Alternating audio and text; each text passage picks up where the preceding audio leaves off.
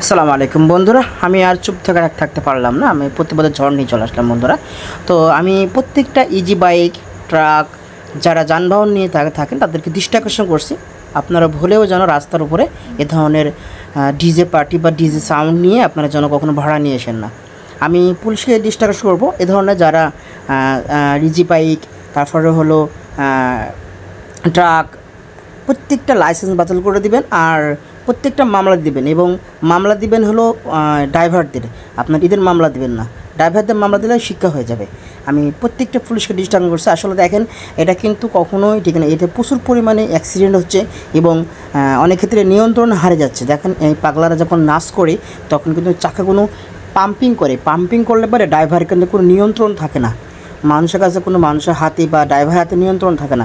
আপনার ভিডিও দেখতে পাচ্ছেন, দেখেন এরা যখন না পাচ্ছে চাকা কোনো তাকিয়ে দেখেন, চাকার দিকে তাকিয়ে দেখেন, একবারে দেখেন কোনো নিয়ন্ত্রণ থাকে না। সেক্ষেত্রে অনেক বড় ধরনের বিপদ হবে।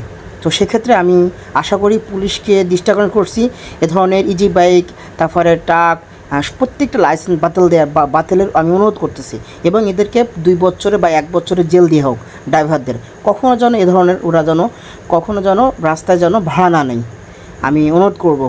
আর যে পোলাবনগণ আপনারা আছেন আমার ভিডিও দেখতেছেন, দয়া করে তোমরা মুসলিম ঘরের সন্তান, দয়া করে এগুলো বন্ধ করো।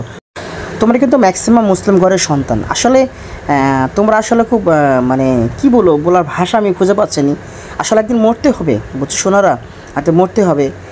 তোমরা মনে করছো যে হলো তোমাদের গায়ে রক্তে জোর আছে, হয়তো এখন বুঝবা না আমরা কেন মানা করতেছি।